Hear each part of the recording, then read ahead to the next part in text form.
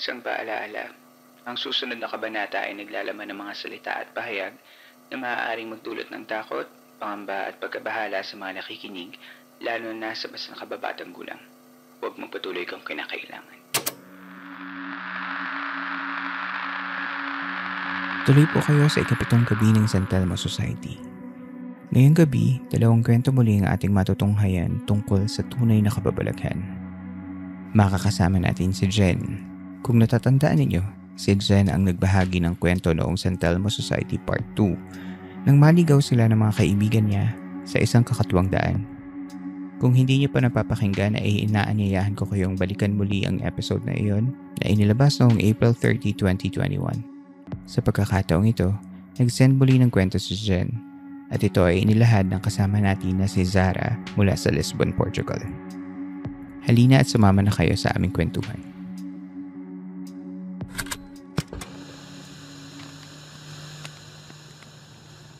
Magandang gabi po. Ako si Zara at ilalahad ko ngayon ang kwento ni Jen. Kamusta po? Si Jen ulit ito. May baon akong maiksing kwento ngayon tungkol sa doppelgangers. Parehong nangyari sa akin. Parehong bahagyang gumulo sa isip ko. Nangyari siya nung minsan may mga bisita kami sa bahay. Noong umagang yun, mga bandang 6:00, ilang minuto lamang pagkagising ko ay umakyat ako sa second floor ng bahay namin para silipin kung tulog pa yung kaibigan kong kasambahay namin, si Cassie. Pagsilip ko ay nakita kong tulog pa si Cassie. Katabi niya yung tita namin na bumisita sa bahay namin kahapon. May biglang kumatok sa pinto namin sa ibaba ng bahay at dali-dali ko naman pinuntahan. Nakakadalawang katok pa lang ay nagbukas na agad ang pinto. Laking gulat ko nang biglang tumambad sa harapan ko si Cassie. Siyempre nagulat ako. Ang una ko na tanong sa kanya ay, nakapagpalit ka na kaagad ng damit? Nagtataka namang sumagot si Cassie ng, damit ko to kagabi pa. Kanina pa ako gising. Ano ka ba? Doon na ako naguluhan. Ipinaliwanag ko ng kaunti kay Cassie. Nakakakita ko pa lang sa kanya. Ilang segundo pa lang ang nakaraan. Doon sa kwarto. Sa itaas. Tulog at iba pa ang suot na damit. Ayun. Hindi ko na naman binalak silipin kung sino nga ba yung katabi ni tita sa kama. Wala talagang ibang tao sa bahay namin at wala siyang kasamang bumisita, kaya sigurado akong kung sino man yung nag-aanyong Cassie ay hindi siguro tao. Hindi na rin ginustong silipin ni Cassie kung sino yung dala ng takot. Hihintay na lang daw niyang gumising si tita. Si Jen ay nagbahagi ng 2 kwento tungkol sa doppelgangers. Ibabahagi ko na lamang ang kalahati ng kwentong ito sa ibang pagkakataon. Sa ngayon, samahan niyo muna akong isipin kung ano nga ba ang nakita ni Jen na katabi ng tita niya na kamukha ng kasama nila sa bahay na si Cassie. Ayon sa usapan namin ni Jen, ang bahay nila ay hindi naman nakakatakot. Maliwanag pa nga daw ito at paminsan ay siya pa ang nasisilaw sa liwanag at aliwalas ng bahay. Isa lamang daw iyon sa mga kwento ng panggagaya sa bahay nila.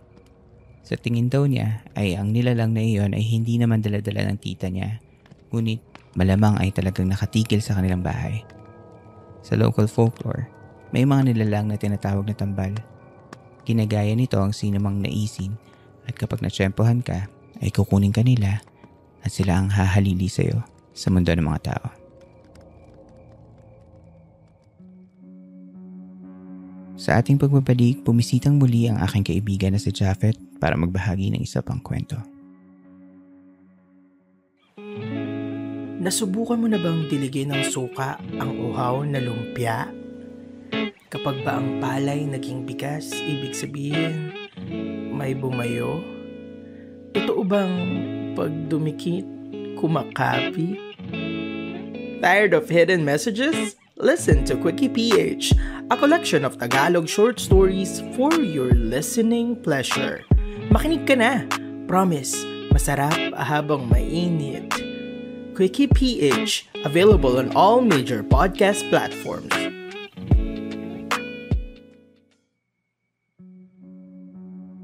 Sa pagpapatuloy ng Philippine Campfire Stories. Noong May 28, 2021 ay naikwento sa atin ni Japhet ang kanyang karanasan sa kababalaghan nang may bumisita sa kanilang campsite. Ngayong gabi, sasamahan natin si Japhet sa kanyang kakaibang paglalakbay patungo sa Sagada.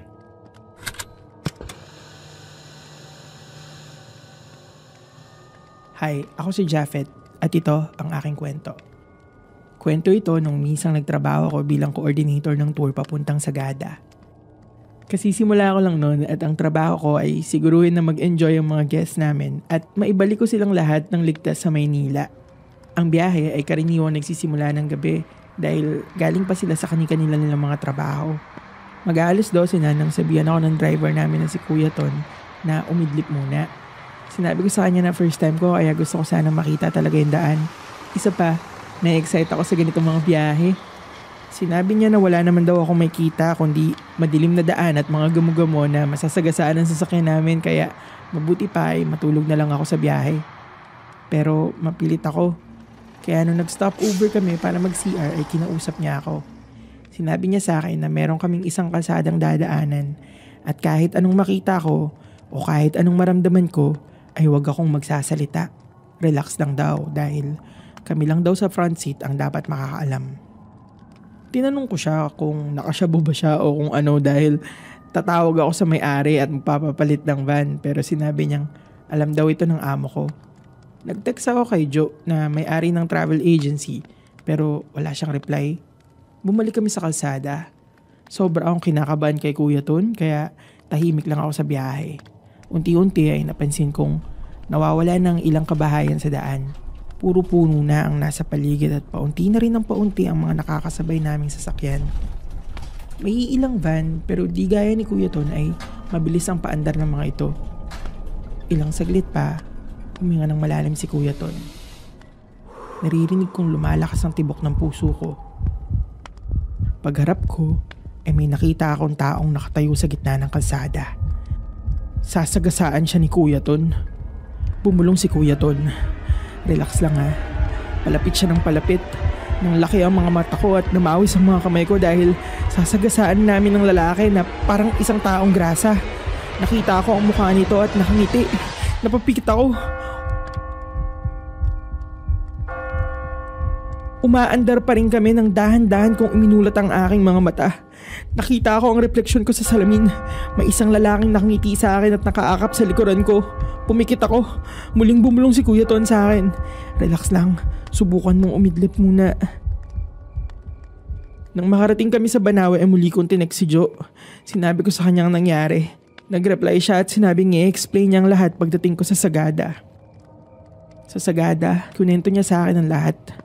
Ang lalaking yun daw ay ama niya na dating nagdadrive ng van na ginagamit namin.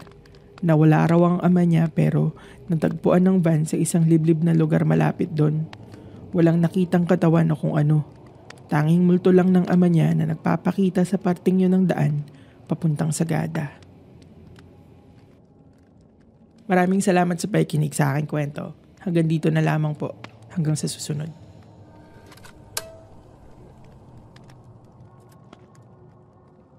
Kakaiba ang lugar na nadaanan ni Japhet. Isang lugar kung saan naghahalo ang takot at lungkot. Salamat Japhet sa pagbabahagi ng iyong kwento.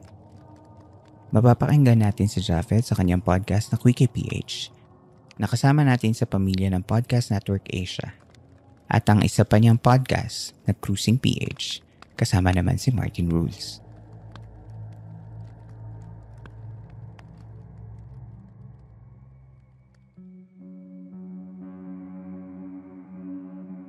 Inyo pong nasa baybayan ng isa na namang gabi ng Philippine Campfire Stories sa ating segment na San Telmo Society.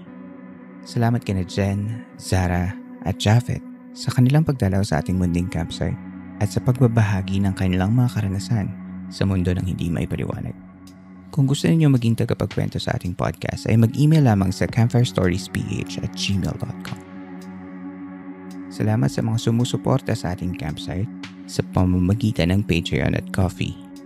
Ang mga patrons natin ay natunghayan ng episode na ito ng mas maaga. Puntahan lamang ang show notes ng episode na ito para sa Patreon at Ko-fi support links kung gusto niyo ng early access. Ang inyong suporta ay labis kong ikasisiya. Ang Philippine Campfire Stories ay miyembro ng Podcast Network Asia at powered by Podmetrics, ang pinakamadaling paraan upang kumita sa pamamagitan ng podcast. Sa Podmetrics, maaari niyong pagkakakitaan ang inyong podcast sa pamamagitan ng mga ad campaigns and marketing affiliations sa iba't ibang brands. Para sa mga podcasters na gaya ko, mag-sign up na sa podmetrics.co at gamitin ang aking referral code, Philippine Campfire Stories. Capital letters ang simula ng bawat salita, ang P, C at S at walang space. At makikita ito sa show notes ng ating episode.